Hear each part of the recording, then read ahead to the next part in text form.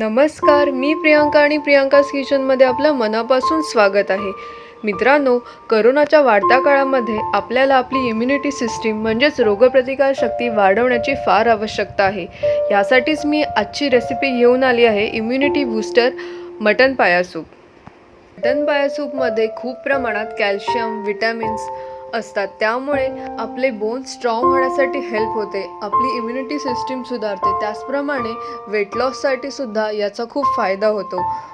चला तर आता मटण पाया सूपच्या रेसिपीला सुरुवात करूया. आज आपण मटण पाया सूप पाहणार आहोत. इथे मी 4 पाय घेतले. कोथिंबीर, लसूण, हळद, हिंग, कांदा, आलं, लिंबू, मीठ, थोडा गरम मसाला आणि खडा मसाला. हे मी 4 पाय घेतले आहेत. हे पाय 3 ते 4 वेळा चांगले स्वच्छ असे धुवून घ्यायचे. मी हे 2 ते 3 वेळा स्वच्छ पाय धुवून घेतले आहेत. आता आपण प्रथम पायाला हळद लावून घेऊ. मी 1 चमचा इथे हळद घेतली आहे. 1 चमचा मीठ टाकू. मीठ सुद्धा चवीनुसार आहे, कारण त्याच्यामध्ये वाटण वगैरे आपण घालणार नाहीये, त्यामुळे मीठ हे प्रमाणातच घालावं.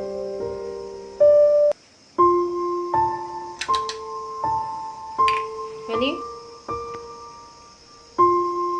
अर्धा लिंबाचा रस. हे सगळं आपण आता लावून घेऊया. आता आपण इथे थोडासा हिंग टाकणार आहे. थोडा म्हणजे अर्धा चमचा टाकणार आहे मी. बरेच जण हिंग वापरत नाहीत, पण हिंग शक्यतो वापरावा. एक तर त्याला छान वासही येतो आणि पचायलाही आपल्याला हलकं जातं. चला तर आपण आता पाया सूप बनवायला सुरुवात करू. मी आता इथे कुकर ठेवला आहे. पाया सूप हे नेहमी कुकर मध्येच करावे, कारण त्याला शिजायला खूप वेळ लागतो. जर पातेल्यात ठेवलं तर ते 4-5 तास असं उकळावं लागतं, आणि कुकर मध्ये जर आपण घातलं तसे 8 ते 10 शिट्या केल्या तरी बास होतात. आता यामध्ये आपण 2 चमचे तेल टाकून घेऊया. याच्यामध्ये जास्त तेल टाकायचं नाहीये, कारण त्या पायांमध्येच ऑइलीनेसपणा जास्त असतो. आपलं तेल तापलं आहे. आता 8 ते 10 पाकळ्या लसणीच्या मी बारीक करून घेतल्या त्या टाकूया. त्यानंतर अर्धा इंच आल्याचे तुकडे करून ठेवले ते टाकूया.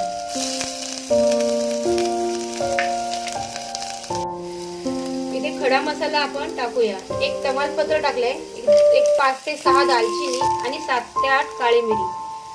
आता आपण 1 मोठा चिरलेला कांदा आहे ते टाकूया. हा कांदा जास्त लाल करायचा नाहीये, साधारण हलकासा भाजला की त्यामध्ये आपण पाय टाकायचे आहेत.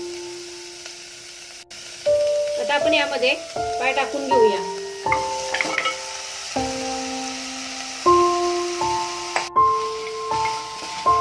असं चांगलं परतून घेऊया आणि त्यामध्ये आपण थोडासा गरम मसाला टाकूया.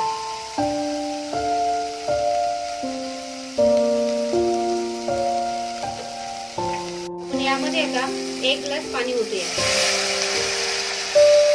सुरुवातीला पाणी जास्त ओतायचं नाहीये, कारण ते वर्ण शिटीतून बाहेर निघून येतं आणि सगळी सुपाची चव कमी होते.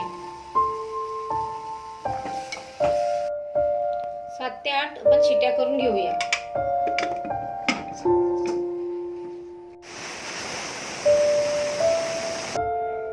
आता कुकरच्या ह्यात मी 7 ते 8 शिट्या करून घेतल्या होत्या. कुकर आता गार झालाय. हे बघा, हे आपलं पाया सूप तयार झालं आहे. तर मग मित्रांनो, कशी वाटली आजची रेसिपी?